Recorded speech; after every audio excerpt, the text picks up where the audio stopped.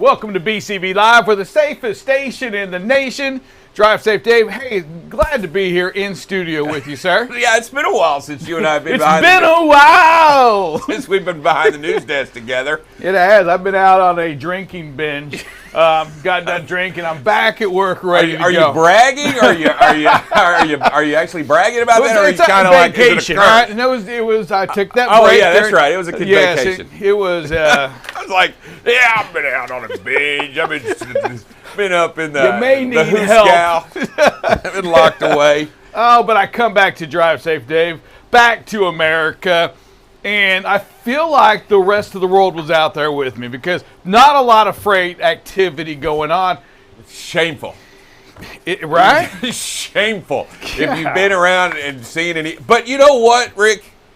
The weather has been insane. I don't care what part of the country you've been in. If you're in the north, if you're in the west, they're measuring it in feet out in California and in Buffalo and across the north. But doesn't it do that annually? No.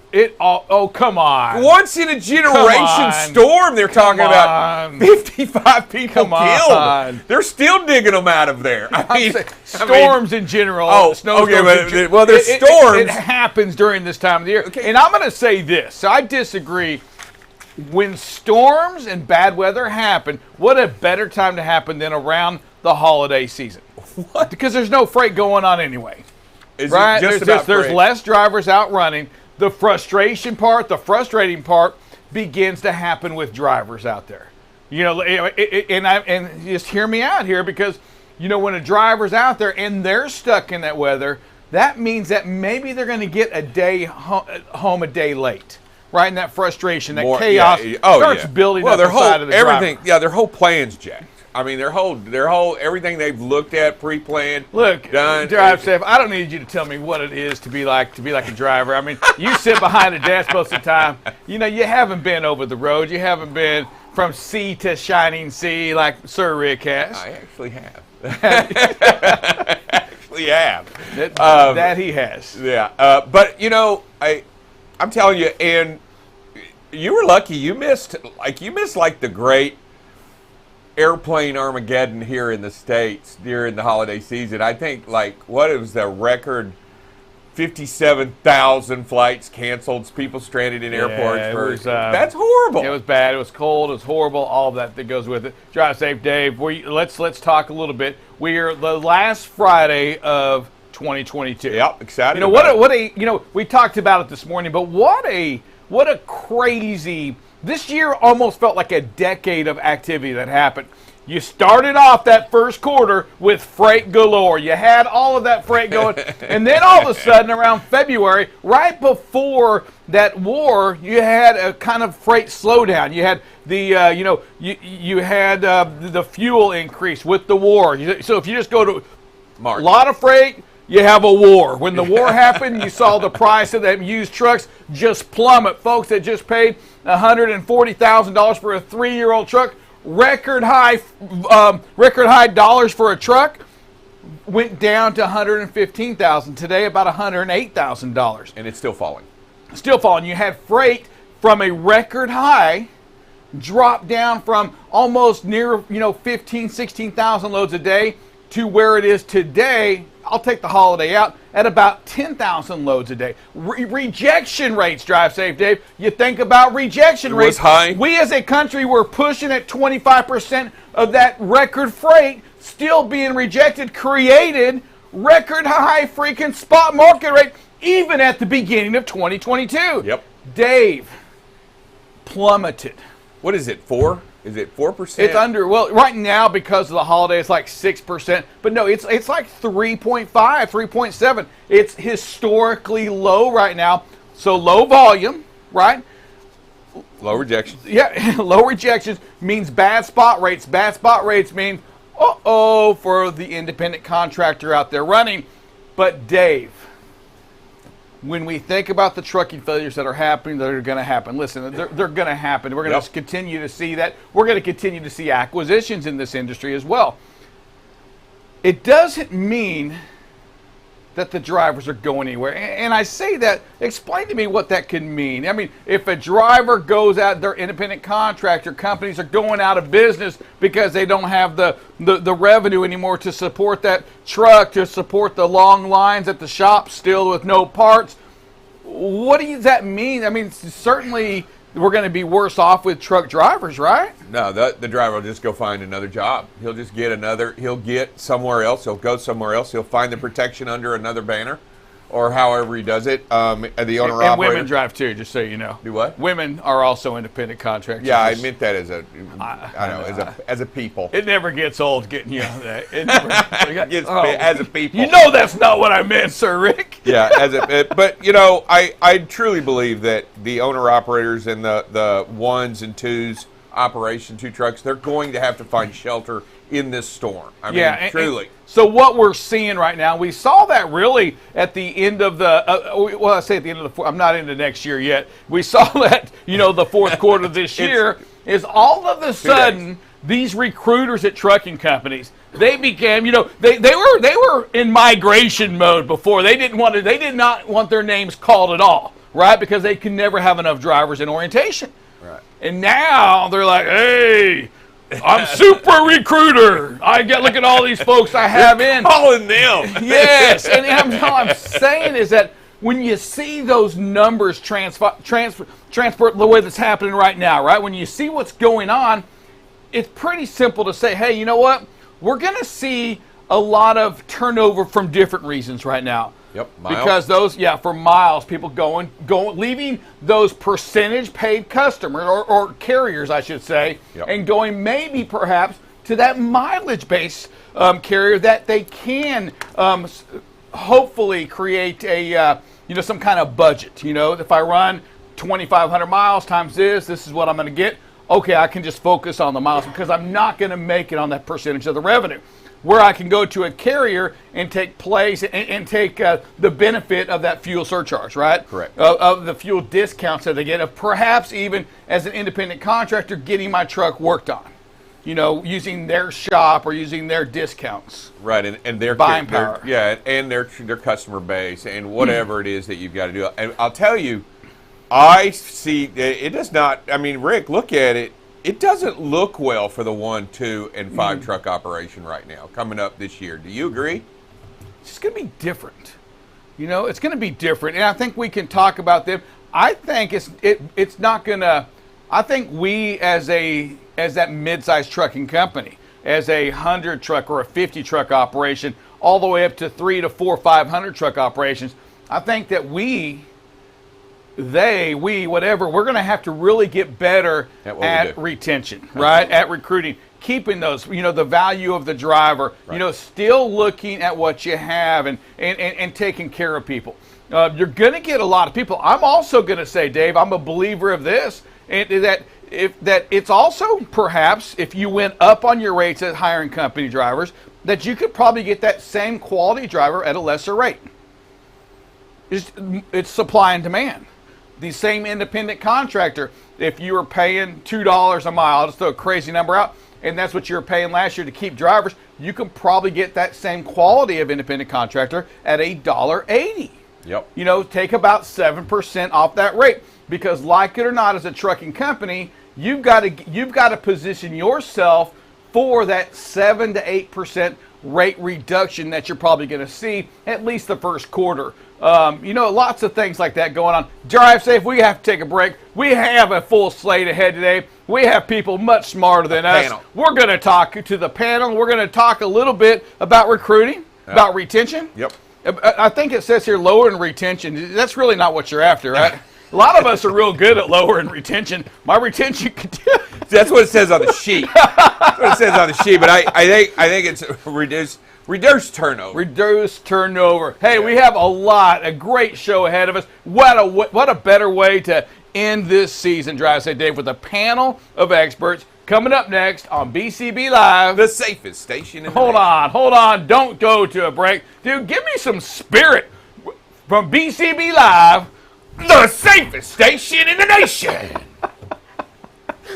Watching BCB Live, the safest station in the nation. BCB Live covers freight. Here we are now at 21% of record freight being rejected. News down in Texas. We're going to talk a little bit about this. We had another $1.5 million seizure. If ever there's a time to do a pre or post trip, it's if you're doing something wrong. Weather, traffic. Hey, good morning, everybody. Welcome to some traffic and weather with Buckle Up Bob. You can kind of see where the visibility can be compromised a little bit. Again, right where that rain is. And most importantly, safety. One of the things that we must do is make sure that safety is the number one thing that we focus on. Going into an intersection, yellow is not the way. That's to clear an intersection, not to enter an intersection. Tune in weekdays from 7 a.m. to 8 a.m. Central Standard Time. You can watch BCB Live through LinkedIn, YouTube, or Facebook. So what are you waiting for? Subscribe today and follow BCB Live.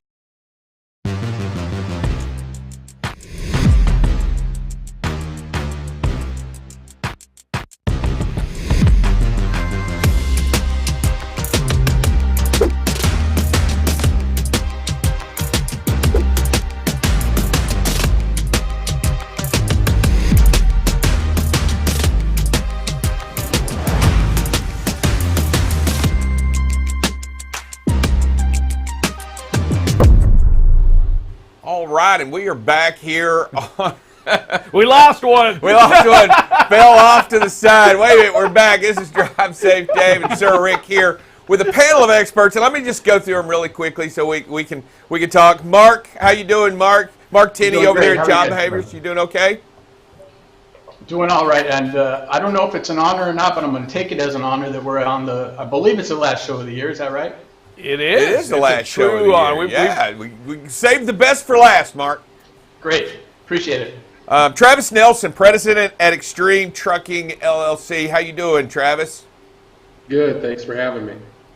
Absolutely. And also Michael Ruminski at Experienced Trucking Professional. Is that correct? That is correct. How are you Rick doing? And Dave. How are you doing? What's going on? I'm doing well. Thank you. All right, so here's the topic, and I know that Sir Rick and I mentioned it in a little bit. It's about turnover and it's about retention. And I guess here's the questions that everyone asks all the time. How do we save? How do we reduce turnover? And I'm just going to throw that out. Is there a one-word answer? Hold on a sec. So turnover isn't a bad thing as long as you're controlling your turnover. And I think, and I'm going to put that to y'all, is that if you are in control of your turnover, that's not the same thing as just as people coming in and quitting, right? Isn't it your goal ultimately to know that you're going to have 30% turnover and to plan for that turnover? And I'm going to go follow this question up with, isn't this group of drivers that's coming into a crazy market a good time for a trucking company to maybe wash themselves of some sins? Or thoughts on that, guys? Well, I think at the end of the day, the goal really should be that every hire is the best hire it can possibly be from a performance standpoint. So we're a big believer that retention starts at the point of hire, fuel savings starts at the point of hire, maintenance cost starts at the point of hire. And so in order to do that, our goal is to really provide recruiters in the transportation industry with the tools to empower them to make good hiring decisions. And for us, that starts with an intensive job analysis and focusing on behaviors that really allow the recruiter to focus on candidates that are bringing the behaviors, the character, and the values that you're looking for right at the point of hire. So, Mark, when you say that, and I'm just going to ask really quickly, you do that with a behavioral analysis survey, right? I think I took the survey once. Rick, did you take the survey? I think I took the survey. It doesn't make it easy to know where you're headed with it. If you like 3 of the 4 answers aren't that bad. They wouldn't be bad answers. So there's a lot to those. It's pretty interesting. I guess my question is, how accurate does those kinds of things apply to the driver? Well, again, it tends to be extremely predictive, and again, it starts with identifying the behaviors that are accounting for success as a driver. When you're talking about there were some difficult decisions in that assessment, that's by design. Sort of call that scientifically a head scratching component to the assessment. But I'll kind of leave it up to the other folks on the panel to kind of maybe speak to how predictive the assessment is. But our experience is that for our clients, they report pretty dramatic results with respect to retention, typically reporting about half the turnover of the industry average and usually dropping. Several of our larger clients have recently reported their safest years since their companies had started. So since utilizing the program to really go out and, again, safety starts at the point of hire. You can have the greatest safety programs, et cetera, but it sure helps if you can identify somebody who's bringing those core behaviors to the table. Hey, Travis, your goal says to become the most trusted transportation provider in the Midwest. I mean, talk to me. I mean, we hear things about the best on-time service, the carrier with the most miles, and here you are using that word trust. What are you talking about? Trust for us is really committing to what we promised in the partnership with our customer. And I go back to our customers all the time, and at the end of the day, it comes down to the drivers we're putting in these seats, the risk of accident, how they're going to perform, the tenure they're going to stay with the company, and feeding back into Mark. We use job behaviors as well. And over the last 2 years, it did get very difficult to hire new drivers. I mean, there was just so many options, so many new fleets starting up, guys getting their own authority. And there was a period of time where I even reached out to Mark. I'm like, Mark, how accurate is this? Is it really predicting? Because we end up turning down close to 100 applicants a week just due to the predictive analysis of the job behavior assessment. And for a period of time, when it got really difficult, we stopped using job behaviors, and we did hire some drivers, and they met our hiring criteria and our guidelines.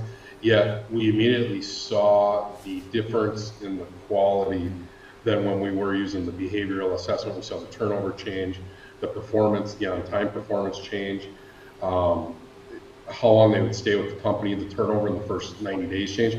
And after 1 month, our recruiters actually begged to bring the assessment back into play, even though they were begging for me to remove the assessment, which we actually did. They begged to have it back because they started doing a lot of busy work with not the quality driver that we are looking for to provide that high level of service to our customers, the partnership, the on time, we just had our best safety record this last year. The year before, we won safest fleets through the TCA. So we've been on the program just a little over 2 years, and we've really seen a big trend in reduced turnover and a much better safety program as well with it. Hey, let me do this real quick. Hey, first of all, congrats on winning the award over the TCA. That's a big award. Big congrats to that. Drive Safe, I know you got a question, but I heard you say something, and that was kind of my comment there, right? I think Travis can understand my washing away the sins comment that I said there. Because we did, and we saw that, and you're not alone. We saw that within, many companies, people hiring people that normally they would, and it does. You brought up a great point, because what we're talking about here with job behaviors is getting rid of that busy work.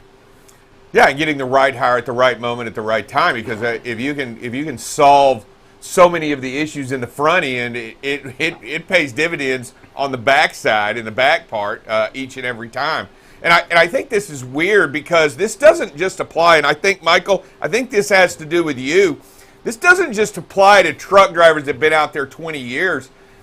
In what you do and bringing other people in, these types of behavioral analysis and these types of tools can be applied to anybody before they even enter into the industry, correct? Absolutely. In fact, all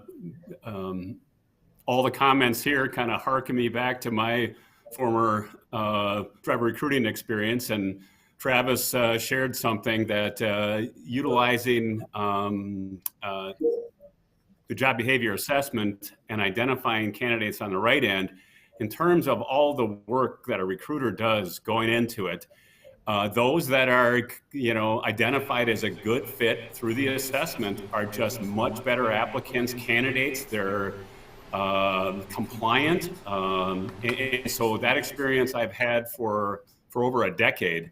And then my current experience, specific to individuals interested in joining the profession, especially important for them, right? And especially important for motor carriers like Extreme, who they're making that big investment often on the front end, that exceeds $7,500 each. So a lot of individuals are thinking about, hey, I want to get into truck driving, don't realize all the accountabilities and things like that. And often after a carrier has made a huge investment for, that initial finishing skills training. So that's where I am helping individuals right now, utilizing that assessment, making sure that the career fit is a good one and that they're going to be a quality driver and an employer for the carriers who need that, right? And Mark has shared the results. Travis has shared the same thing in terms of all the key metrics. My past experience as an operations manager, as a recruiting leader, and now helping people get into the industry, helping them pick and fit is the best thing to do on the front end. And the job behaviors assessment is key to that. Hey, Mark, going back to you real quick. So we give this driver assessment to the drivers, and we want to make sure we bring the right drivers in.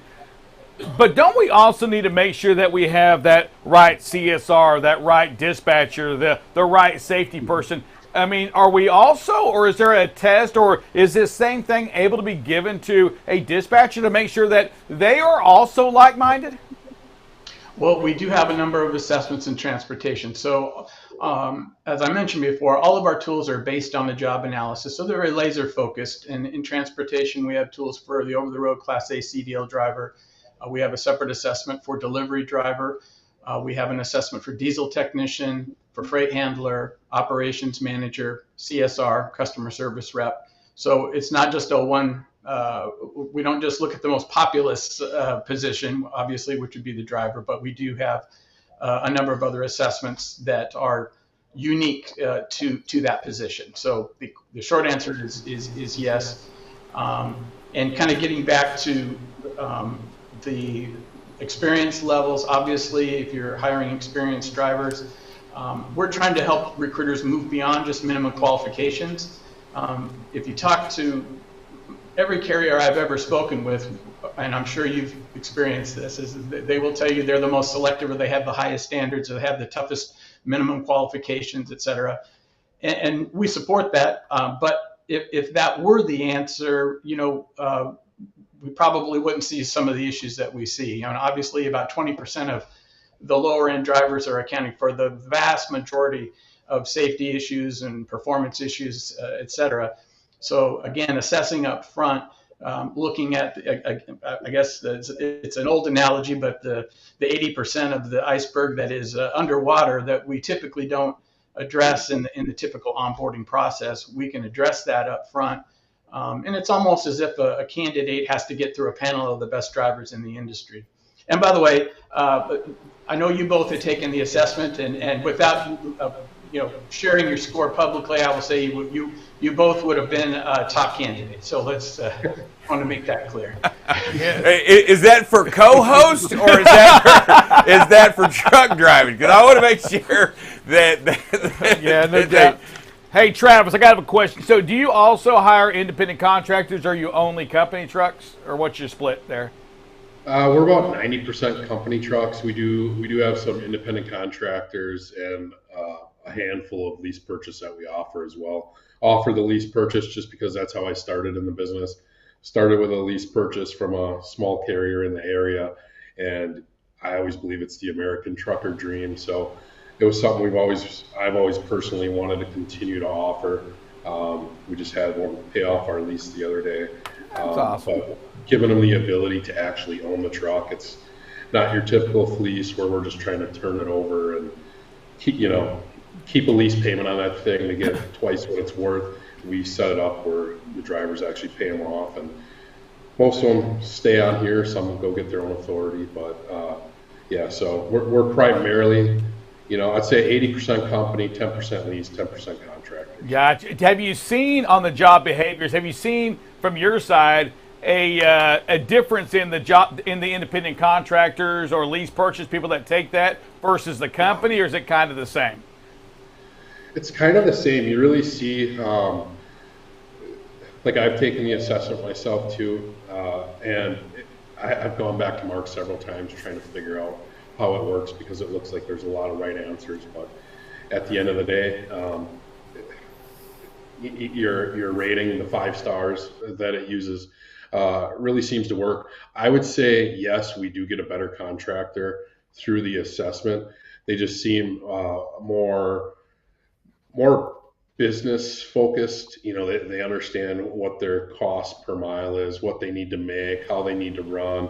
They do better on their maintenance, their reporting. So I'd say yeah, it does. We haven't, I guess, specifically measured it, but just asking that question and looking back and just thinking of the group we have here, I would say yeah, it does actually affect that without specifically monitoring in the past. But that is something I'm going to dive into now that you asked it. Yeah, because they are 2 different segments of people. And I was curious, Mark, you have any insight on that, on the independent contractor versus company driver, filling these out? I think we lost Mark. I think Mark's froze. Mark is frozen. Hey, but I was going to ask Michael. So I got a quick question for you, and I was kind of reading your byline here, and it's kind of interesting. Do you see any correlation right here? Because as population, as baby boomers go out of business, I mean, as they leave the industry in record numbers, and to fill that gap, it's probably not going to be the young people that do it. It's probably going to be that 25, 35, 45 of these immigrants and people that come into the population that soak up a lot of this much needed information. Do you provide these assessments to these people to try to guide them in the right direction? Is that what you're doing? Exactly. Using that assessment, there's a lot of interest from the immigrant and refugee populations here. And, they, like other individuals, often have funding opportunities available to them. And by helping them identify with a job fit, a job match, and regardless of their English language efficiency, the job behaviors assessment has shown a very high correlation to success through the whole onboarding process, the qualifying process, the training experience, and then in the early stages when they go to a carrier going through their finishing programs. Absolutely, there's a correlation to success each of the ways. It's really curious. We don't have a lot of time left, but I find it that really what we're getting down here is the best way to have less turnover and better retention is just to be a better picker. I mean, and to pick them better, right? I mean, to pick them out, right? I mean, is that kind of what we're saying here? And using these tools and certain and specific tools to make yourself a better picker in that process, right, Mark? I mean, that's pretty much what we're going through. It is, and I think at the end of the day, if you're in any endeavor in life, if you have a directive toward your employees, it's always helpful if they have the tools to actually make that directive come true. So we respect recruiters, and they've got a tough job. We simply want to help with empowering them with the tools, because as anybody who's done the hiring knows, interviewing it can be very difficult to determine success. Someone can look good on paper, someone can talk a good line in interviews, but without an objective, very job-specific tool, it's difficult to make that hiring choice. So we never say to throw judgment out the window, but by having something up front that's consistent, that's based on a job analysis, that's being used as close to the front of the process as possible. And then essentially we want to front load that pipeline of candidates with high potential individuals. And in many cases, the person may not have all of the experience, or they may not meet all of the minimum qualifications, and yet they can be identified as having all of the behaviors and values that are going to account for success. So we can open up that candidate pool like Mike is doing with maybe non-traditional candidate pools. And in some cases, just because somebody has a lot of experience, it doesn't always mean that technical competence equates to the behaviors that are accounting for long-term success. So at the end of the day, what you said is very simply true. Get better at picking. I do appreciate it. Hey, I got one more question. Can I ask one more question? Yeah, go ahead. All right. So, and this could, I mean, it could be for any of you. Mark, you may be, because it's where you're at there. So when you complete this, I mean, are you simply just like fail, putting like a big old stamp on the thing? Are you telling a company that, hey, this candidate right here is 75% strong, and they sure could use help in this area right here, so we can make sure maybe we put that with the right dispatcher that has maybe strengths in that core area where maybe they're weak at? Is it like that, or am I way off? It's just like pass fail. Well, it's more like this. We have close to 500,000 drivers in our database that have completed the assessment.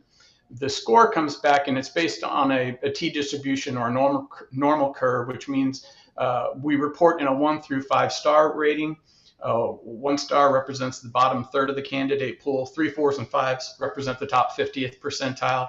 The higher the star rating, the more aligned that individual is with the behaviors and character and values, as we talked about before, of known successful long-term drivers. So very simply put, our recommendation is to have the assessment as close to the front of the process as possible, having an objective, consistent, predictive step as the first step of the process, and then apply the more subjective interview beyond that. So our recommendation is to focus on 3, 4s, and 5s, which is the top 50th percentile. And then just depending on candidate flow, maybe a 2-star becomes an official exception, and avoid the 1 stars who, just typically are where the majority of issues with retention and performance and safety will lie. But again, just having something up front that is consistent and predictive is not necessarily taking away any of the final decision-making power of a recruiter, but we want to take some of that subjectivity out, and we would say hire for behaviors, train for skill or confirm skill, and with the less experience like Mike's dealing with, enroll for behavior, train for skill, and sending out a well-rounded individual. Got it, guys. I can't thank you enough for being on the last show of 2022. Mark, I'm not sure where you are, but Michael, you're Wisconsin, so I know it's cold there. Travis, I can see out the back of your window. That white stuff looks like snow. We don't like that here in Texas, so God bless you for dealing with that kind of weather, and appreciate all that you do for this industry, all three of you. It's something that it really does. It takes a different kind of mindset. We have to change our mindset in this industry. If we want a better employee, a safer driver, then guess what? We've got to change what we're doing and use technology and aspects like you have right here to make us all a little better. Yeah, we have a chance here to use data, right, to make better decisions. And as more and more this has become more of a data industry, and here's another opportunity to just grab at data right before the driver even gets here. I mean, it makes this all fantastic. Hey, I want to thank every one of you for coming in. I want each of you to do us a favor. I want you all to have a very, very happy New Year, right? They've got to have a happy New Year. We'll have y'all all again soon. We appreciate all of y'all. See y'all later. Take care, guys. Thank you so much. Happy New Year. Happy New Year. Thank you. Thanks, guys. Happy New Year. Great stuff, Drive Safe Dave. I'm telling you, we in this industry, we've got to continue to look at technology, to embrace technology. I spoke about that this morning, is that, we can't fear it. And when I hear about something like this, about, say, job behaviors, I can just hear a recruiter screaming, "It's not letting anybody in." You know, they don't have time to take that. They don't have they have a flip phone. You know the old thing. Nobody has a flip phone.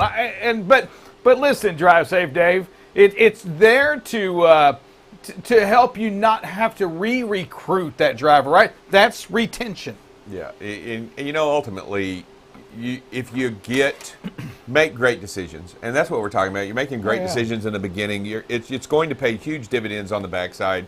Keep drivers longer, fit the right spot. You know, because that driver may not be it may not be good for that driver. I mean, you don't. They can have a great interview. They can do all of that. But if the numbers and the data say, hey, you know what, this might not be the perfect fit, you might want to bend the other way, right, instead of breaking in the wind. So I think it is neat. I think it's necessary. And I think it is the way of the future to find and look at the data to make great decisions. We'll be back in just a second to talk a little bit about safety before we get out here on this show on BCB Live. The safest station in the nation. Mr. Quiet. We'll be right back. You're watching BCB Live, the safest station in the nation. BCB Live covers freight. Here we are now at 21% of record freight being rejected. News down in Texas. We're going to talk a little bit about this. We had another $1.5 million seizure. If ever there's a time to do a pre or post trip, it's if you're doing something wrong. Weather, traffic. Hey, good morning, everybody. Welcome to some traffic and weather with Buckle Up Bob. You can kind of see where the visibility can be compromised a little bit. Again, right where that rain is. And most importantly, safety. One of the things that we must do is make sure that safety is the number one thing that we focus on. Going into an intersection yellow is not the way. That's to clear an intersection, not to enter an intersection. Tune in weekdays from 7 a.m. to 8 a.m. Central Standard Time. You can watch BCB Live through LinkedIn, YouTube, or Facebook. So what are you waiting for? Subscribe today and follow BCB Live. All right, and we are back here on BCB Live, the safest station in the nation. Drive Safe Dave here along with Double Check Dale, letting us know yesterday to drive slower while working, but when you're not working with an empty, drive faster. That's kind of what you said yesterday, right? That's not what I said at all yesterday, Dave. Oh, sorry. You know, loaded trailers roll over easier. That's right. I'm sorry. Slow down. I was at a railroad crossing. So today the topic is slow down in work zones. And you know, a lot of times we just think about construction zones as being a work zone, but really, if you have emergency vehicles, that is a work zone. They create a work zone around them. So it's wintertime, snow plows, that's a work zone. Slow down around them. Nearly a quarter of all work zone deaths involve a large truck. Before entering a work zone, decrease your speed, merge into the correct lane well ahead of time, and be prepared to stop if you need be. So and believe it or not, to me, a work zone is where anybody is in the environment of a tractor that could be a work zone, and that includes yards, customers, shippers, and receivers. That's a work zone. Slow down. Don't be running through those. That also includes crossing guards or anybody out working in traffic. That's a work zone. They're out there monitoring and even helping people cross traffic. They're doing work. Slow down. Yep. Emergency vehicles, emergency people. Emergency people, anywhere that people are doing work inside the environment that may be, to me, what I would also consider them is susceptible or individuals that aren't inside protected in a vehicle, right? Outside of a vehicle. And those can happen all over the place. So just be aware, be sure that you understand you got to slow down in these areas. People can step out between cars. They can step out between trucks. They can step from behind a hidden. They can do all these things not looking up. Some of them sometimes are looking at their phone. They get distracted sometimes doing that. Don't they? Sometimes they get distracted. We ask that you don't while the truck's moving. Stay focused in these areas. Yep. And, you know, like I said, this week's topic was driving too fast for conditions. Did anywhere this week say, hey, we need to speed up when something's going on? You know what? I just wasn't sure. I just wasn't sure. The opposite of slow down is speed up. So that was just making sure. And that is just really the key to so many things. Just slow down. It really is. To be safer, you know what? It doesn't hurt to be cautious and slow down when you're entering into situations that you're not 100% sure of or know what's going on all the time. I'll tell you, let's go ahead and show one or two videos before we get out of here on the last day of the year. I bet you got some good ones today before we go. Yeah, pick record the good breakers. Ones. Pick the good ones. positive ones? Let's go. You know, this one here, driver does an outstanding job of recognizing this car in front of him, looks a little confused, throws a signal on, goes to the side of the road, decides, ooh, the lane's ending, comes right back into traffic. Drive safe, look at this. This vehicle comes to a dead stop in the center of the roadway. This tractor, the driver of this truck stops, protects lives there, and says a few prayers that he doesn't get rear-ended in the way. But great job by the driver staying there, not trying to get around it, protecting that vehicle in front of him. Wow. Don't do that every day on the freeway. It's not safe. No. All right. Yeah, there's a no passing zone. And bus just ignores the oncoming traffic. There's a reason they paint those lines out there, put the signs up, no passing zone, because you can't always see what's coming at you. And that was a pretty good example of it. Wow. Scary. Drivers do great jobs on that. You know, that situational awareness, being alert. We talked about, you said a little bit about being distracted, look at the phone. Man, if those drivers, either one of them is looking at a phone, gets distracted while these events are happening, way different outcome. Unbelievable. So great job, drivers. All right. I'll tell you what. Hey, everybody have a wonderful and fantastic, and you know what? Safe New Year here on BCB Live. The safest station in the nation. We'll see y'all next year.